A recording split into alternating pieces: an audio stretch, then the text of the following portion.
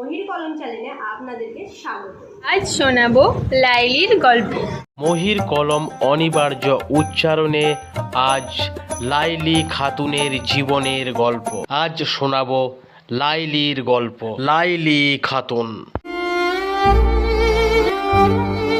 বোলপুর পার্শ্ববর্তী শ্রীনিকেতন লাগোয়া সুরুল গ্রামে বাড়ি এই লাইলি খাতুনের। তিনি জন্মগ্রহণ করেন 1969 সালের 7ই মার্চ। বাবা রহমতুল্লাহ মিয়া একজন সাধারণ মানুষ ছিলেন। মা রহিমা বিবি গৃহবধূ। লাইলি খাতুনের বাবা মা দুজনেই এখন প্রয়াত। পেশাগতভাবে সরকারি হাসপাতালের সেবিকা এই লাইলি খাতুন। জীবনের প্রথম পড়াশোনা সুরুল নিম্ন বুনিয়াদী বিদ্যালয়, তারপর শিক্ষাসত্র। বিশ্বভারতীর উত্তর শিক্ষা থেকে 1988 সালে উচ্চ মাধ্যমিক পাশ করেন। তারপরই বিশ্বভারতীর বিদ্যাভবন থেকে দর্শন বিভাগে অনার্স নিয়ে ভর্তি হন, কিন্তু সেই পড়াশোনা শেষ না করেই 1990 সালে বহরমপুরের JN রয় হাসপাতালে নার্সিং ট্রেনিং শুরু করেন। 1990 থেকে 93 3 বছর তিনি নার্সিং ট্রেনিং করেছিলেন। তারপরই তিনি প্রথম পরীক্ষা দিয়েই 1993 সালে সরকারি হাসপাতালে নার্সিং বিভাগে কর্মজীবন শুরু করেন। আপনারা দেখছেন মহির কলম। মহির কলম চ্যানেলে আপনাদেরকে স্বাগত। 1993 সালে বোলপুর পার্শ্ববর্তী নানুরের প্রাথমিক স্বাস্থ্যকেন্দ্রে তিনি প্রথম কর্মজীবন শুরু করেন। তারপর বোলপুর মহকুমা হাসপাতাল, বোলপুর প্রাথমিক স্বাস্থ্যকেন্দ্র এবং বোলপুর পার্শ্ববর্তী পারুই থানার সাত্তর প্রাথমিক স্বাস্থ্যকেন্দ্রে দীর্ঘদিন ধরে তিনি এই সেবামূলক পরিষেবাটি দিয়ে আসছেন। মহির কলম অনিবার্য উচ্চারণে লাইলি খাতুনের জীবনের গল্প বলতে গিয়ে আমাদেরকে এটা বলতে হয় যে সুরুল গ্রামের অতি সাধারণ এক পরিবারের মেয়ে। গ্রামেই তার পড়াশোনা, গ্রামেই তার বড় হওয়া, তারপর জীবনের ধাপে ধাপে এগিয়ে যাওয়া এবং সেবামূলক এই কাজটি করতে গিয়ে তিনি হাজার হাজার মানুষকে যেভাবে পরিষেবা দিয়ে এসেছেন ব্যক্তিগত পরিসরেও, সে কথা বলতে গিয়ে অনেক কথাই বলতে হয়। সরকারি হাসপাতালের একজন নার্স, একজন সেবিকা সরকারি নিয়ম মাফিক দায়িত্ব পালন ঠিকই করেন, তবে তার পাশাপাশিও তিনি যে সমাজের একজন মানুষ। আমাদের ঘরের মেয়ে এই লাইলি ঘরকে বাদ দিয়ে তো চলতে পারেননি। তার সুরুল গ্রাম শ্রীনিকেতন, বর্তমানে সুরুল শিক্ষাসত্র স্কুলের দক্ষিণ দিকেই তার বাড়ি। শ্রীনিকেতন পার্শ্ববর্তী লোহাগড় গ্রামের বৌমা এই লাইলি খাতুন। আজ মহির কলম অনিবার্য উচ্চারণে শুনছেন লাইলির গল্প। প্রথাগত শিক্ষায় শিক্ষিত হয়ে তিনি যেতে পারতেন আরও বিভিন্ন রকমের পেশায়। কেনই বা বেছে নিলেন নার্সের মতো এই ধরনের পেশা, সে কথা শোনালেন আমাদের। হ্যাঁ, অনেক প্রফেশন ছিল আর সেটাও আসা যেত, কিন্তু আমি একটা নিম্ন নিম্ন ফ্যামিলি থেকে আমি উঠে এসেছি। কিন্তু তখন আমি দেখতাম গ্রামে সব অসুস্থ, সব নিজেরা সব যেত দিয়ে, তারপরে ওদেরকে দেখে আমার খুব খারাপ লাগতো। তখন আমি যখন আস্তে আস্তে বড় হলাম, পড়াশোনা করলাম, তখন আমি নিজেই ভাবলাম যে নার্সিংয়ে যদি যাই তাহলে খুব ভালো হয়। জীবনে এগিয়ে যাবার জন্য চেষ্টা, অদম্য ইচ্ছা থাকলে এগিয়ে যাওয়া যায়, তা করে দেখিয়েছেন এই লাইলি। তিনি প্রথম চান্সেই পেরেছেন নার্সিং প্রশিক্ষণ নিতে এবং সফলও হয়েছেন। জীবনের প্রথমেই তিনি মানুষের সেবা করার মতো পরিকল্পনা করেছিলেন। সেই পরিকল্পনা মতো তিনি সফল হয়েছেন এবং করছেন মানুষের সেবা। অ্যাপ্লাইও করলাম, ফার্স্ট অ্যাপ্লাই আমি জীবনে প্রথম নার্সিংই করেছি, নার্সিংয়েই পেয়েছি। সেখানে গিয়ে আমি নার্সিং করলাম, নার্সিং করে বিভিন্ন লোকের যাতে সেবা করতে পারি সেটাই আমার মূল উদ্দেশ্য ছিল। সেখানে আশা করি এখনও সেটাও করছি আমাদের গ্রামে, সেটাও আমি এখন চালিয়ে যাচ্ছি। জানি না এরপর আমি কতদূর কী করতে পারবো। আগামীতে মানুষের জন্য কি করতে পারবে তা লাইলি সঠিকভাবে জানে না, কিন্তু আমরা তো জানি লাইলি কতটা কাজ করেছে মানুষের জন্য। অতীতই মানুষের বলে দেয় তার বর্তমান এবং ভবিষ্যৎ ঠিক কেমন হতে পারে। লাইলির অতীতের কর্ম জানান দিচ্ছে আগামীতে সেও মানুষের জন্যই কাজ করবে, মানুষের স্বার্থে, মানুষের মঙ্গলের জন্যই।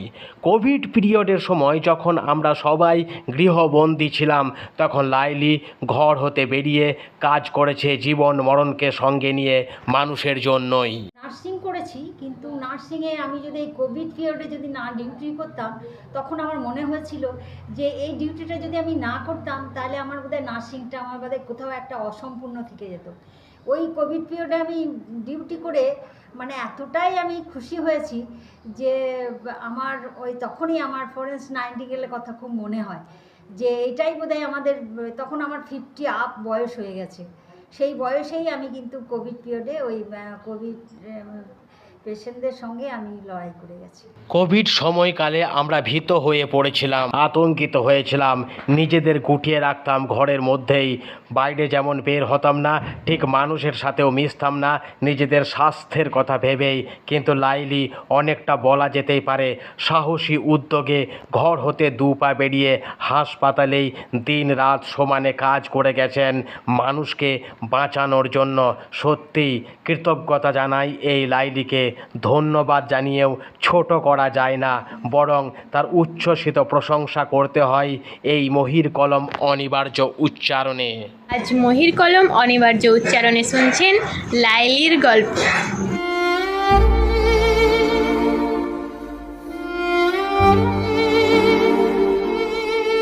সরকারি হাসপাতালের তিনি নার্স, তিনি সেবিকা। সরকারি হাসপাতালে সময় মতো তিনি ডিউটি করেন, কিন্তু তার ডিউটি সময়ের শেষেও শেষ যে হয় না। সুরুল গ্রামে বাড়ি, পাশের লোহাগড় গ্রামের বৌমা। সুরুল শ্রীনিকেতন থেকে বোলপুর, পার্শ্ববর্তী গ্রাম থেকে শহর, হাজার মানুষের সঙ্গে তার সখ্যতা, তার ভালো লাগা, তার ভালোবাসা। লাইলি হেঁটে চলে দীর্ঘ পথ, যে পথের শেষ বলতে কিছু হয় না। সকাল থেকে বিকাল অথবা মধ্যরাত্রিতে পরিচিত পরিজন, বন্ধু বান্ধব, আত্মীয় স্বজন সকলের ডাক আসে লাইলির কাছে। লাইলির কাছে ডাক আছে অবশ্য মানুষ যখন বিপদে পড়ে, সেই সময় যখন কোনো মুমূর্ষ রোগীর স্যালাইন ইঞ্জেকশনের দরকার পড়ে, যখন সে মৃত্যুর সঙ্গে পাঞ্জা লড়ে, ঠিক তখনই ডাক পড়ে এই লাইলির। আর অবতার হয়ে লাইলিকে ছুটে যেতে হয় ঘর সংসার ছেলে মেয়েকে ফেলে। লাইলিকে আমরা যতটা চিনি, যতটা জানি, তাকে দেখেছি সুরুল থেকে শ্রীনিকেতন, লোহাগড় থেকে বোলপুর, দীর্ঘ পথে তার পথ চলা। বন্ধু বান্ধবদের ডাকে তাকে সাড়া দিতে হয়েছে সময়ে অসময়ে। মধ্যরাত্রিতেও লাইলিকে ডেকেছি আমরা, আমাদের নিকটজন যখন অসুস্থ হয় তখন পাশে পেয়েছি। সেই লাইলিকে কৃতজ্ঞতা জানাই সশ্রদ্ধ শ্রদ্ধা ও বিনম্রতা। তার জীবনের চলার পথে 12 মাসে শীত, গ্রীষ্ম, বর্ষা অথবা প্রাকৃতিক প্রতিকূলতা সব কিছুকে উপেক্ষা করে মানুষের দরজায় গিয়েছেন, মানুষের বিপদের সময়, আপদের সময় পাশে থেকেছেন আপন আত্মীয়ের মতো করেই।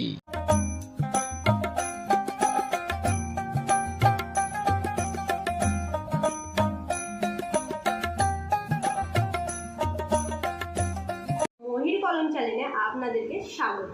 সকাল থেকে সন্ধ্যা অথবা রাত্রিতে হাসপাতালের করিডর, সেখানে রোগীদের ইঞ্জেকশন দেওয়া, সেলাইন দেওয়া, কখনো রোগীর কান্না শোনা অথবা হাসি মুখে হাসপাতাল থেকে রোগীর ছুটি হওয়া, সব কিছুই কাছ থেকে দেখেছে এই লাইলি।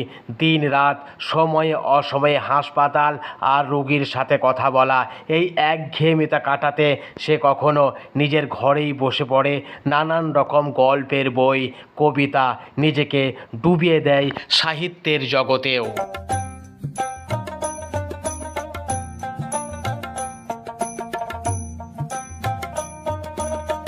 শুধু গল্প আর কবিতার বই পড়া নয়, পাশাপাশি সবুজের পরিচর্যাও করেন এই লাইলি।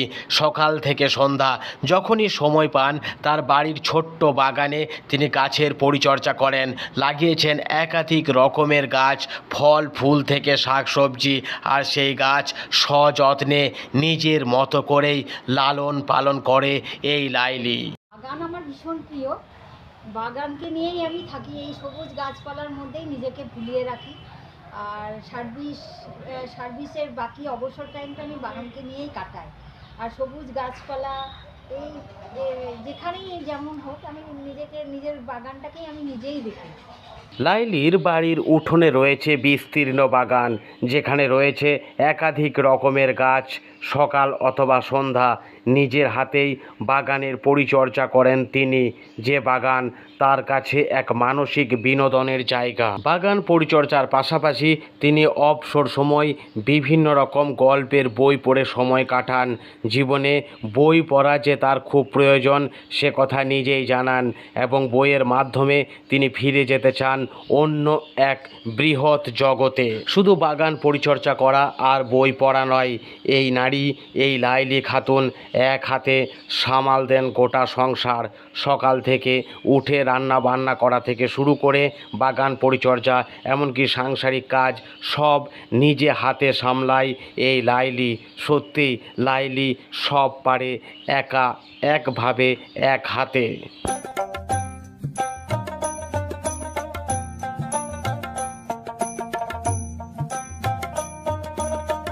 দীর্ঘ কর্মজীবনে ঘটে গেছে বহু ঘটনা। জীবনের সময়কালে এমনও কিছু ঘটনা ঘটে যা সত্যিই ভোলা যায় না। কর্মজীবনের প্রথমেই লাইলি যখন প্রশিক্ষণ নিয়েছেন এই নার্সিং ট্রেনিংয়ের, তখন একটি বিশেষ কাজে তাদের ডাক পড়েছিল। সেই ডাক তারা যুদ্ধকালীন তৎপরতায় সামলেছিলেন, সে কথা শোনালেন নিজ মুখেই। আমি যখন প্রথম ট্রেনিংয়ে যাই, তারপরে আমার মোটামুটি তখন থার্ড ইয়ার মানে ট্রেনিং শেষে, সেই সময় আমার হার্ডলি বয়স হবে 20 থেকে 21-এর মধ্যেই হবে। তা ওই সময়ে জানি না আপনাদের সবার মনে আছে কি না, গোকর্ণে একটা টর্নেডো ঝড় হয়েছিল। সেই ঝড়ে ওই এত মানুষের ক্ষতি হয়েছিল যে মানে সব মানুষগুলো একদম ফোল্ড হয়ে গেছিলো এত ঘূর্ণিঝড়ে, মানে হাত পা সব। আর ওই ঝড়ে আমাদেরকে সেই দেন অ্যান্ড দেয়ার পুরো নিয়ে চলে গেল আমাদের হসপিটালে। তখন কেউ খেয়েছে, কেউ খায়নি। সেই অবস্থাতেই আমরা রেডি হয়ে পুরো আমাদের অ্যাম্বুলেন্স করে নিয়ে চলে গেল হসপিটালে, বহরমপুর, এখন যেটা মেডিকেল কলেজ হয়েছে। তখন কিন্তু মেডিকেল কলেজ ছিল না। দিয়ে সেখানে ওখানে আমরা সেই সারা রাত কাজ করে, তারপরে খাবার দাবার। তখন আমাদের একজন দাদা ছিলেন, তখন দেখছি ওই দাদা সবার জন্য কলা পাউরুটি নিয়ে এসছে। সব আমাদের সব বুনি বুনি করতো ওই দাদাটা, খুব মনে পড়ে আমার। সেই দাদাটাকে ওই খাবার নিয়েই তখন আমরা সবাই খেয়েছিলাম। 28 জন ছিলাম আমরা, ব্যাচ আমাদের 28 জন ব্যাচকেই আমাদেরকে নিয়ে গেছিল। নার্সিং এমনই একটি প্রফেশন, এমনই একটি পেশা, যখন মানুষ বিপদে আপদে পড়ে, যখন একটা দুর্বিষহ সময়ের মধ্যে সমাজের মানুষ সম্মুখীন হয়, তখনই তাদেরকে যুদ্ধকালীন তৎপরতায় সাহায্যের হাত বাড়াতে হয়, যে কাজ নিষ্ঠা ও সততার সঙ্গেই করে আসছেন এই লাইলি। সেবামূলক এই পেশাকে যখন তিনি নিজে বেছে নিয়েছেন, তখন তার সাথে কোনো রকম আপোষ করেন না। যখনই হোক না কেন, সকাল থেকে সন্ধ্যা অথবা মধ্যরাত্রিতে, সব সময় নিজের দায়িত্বে অবিচল থাকে এই লাইলি। সে কথার একটি সামান্য অংশ শোনালেন, যখন তার কোলে বাচ্চা ছিল তখনও রাত বিরেত ছুটে গেছেন হাসপাতালে মুমূর্ষ রোগীর পাশে দাঁড়াতে। নানুরে পোস্টিং আমার, আমি বাড়ি যাচ্ছি মানে ছোট বাচ্চা নিয়ে। তখন ওই হার্ডলি 1.5-2 বছরের আমার মেয়েটা, তাকে নিয়ে আমি মানে আমাকে গাড়ি করে নিয়ে যাচ্ছে। নিয়ে হঠাৎ আমার অ্যাক্সিডেন্ট হয়ে গেল, একটা কুকুর ঢুকে গিয়ে সেই বাচ্চা মেয়েটার আমার মেয়ের ছিঁড়ে গেল, আমার হাজব্যান্ডও খুব হয়ে গেল। কিন্তু আমি আর আমার ছেলেটা তখন মানে জাস্ট সুস্থ আছি। মানে দুজন খুব ইনজুরি হয়েছিল, ওটাও আমার জীবনে একটা খুব মারাত্মক। কর্তব্য ও নিষ্ঠার সঙ্গেই নিজের দায়িত্ব পালন করে গেছে। দুর্ঘটনায় নিজের শিশুকন্যা আহত হলেও পিছিয়ে যায়নি এই লাইলি। এই লাইলি কাজ করেছেন বিখ্যাত বিভিন্ন ডাক্তারবাবুদের সঙ্গে, যাদেরকেও তার স্মরণে আছে, মননে আছে, যে ডাক্তারবাবুদের স্নেহধন্যা এই লাইলি খাতুন। ডক্টর সুশমন ব্যানার্জির সঙ্গে বহুদিন কাজ করেছি। তারপর আমাদের ডক্টর সীতারাম ব্যানার্জি, তারপর ডক্টর নীলাদ্রি রায়, তারপর ডক্টর রঞ্জিত বিশ্বাস, তারপর ডক্টর নরেশ ব্যানার্জি। তিনি যে বিভিন্ন বিখ্যাত মানুষদের সঙ্গে, বিখ্যাত ডাক্তারবাবুদের সঙ্গে কাজ করেছেন, তার নামের লিস্ট দিতে গেলে অনেক বড় হয়ে যাবে।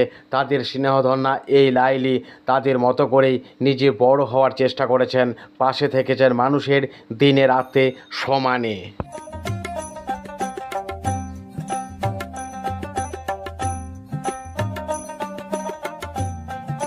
সমাজে যারা ভালো মানুষ তাদের ভালো দিকগুলোকে আমরা পর্যায়ক্রমে তুলে ধরছি।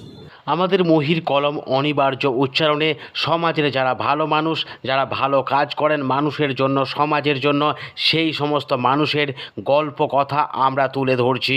আমার দুই বোন আয়েশা ও মুস্কানকে নিয়ে আজ তুলে ধরা হলো লাইলি খাতুনের গল্প। সকলের কাছে সবিনয় অনুরোধ, ভিডিওটি শেয়ার করবেন। নমস্কার।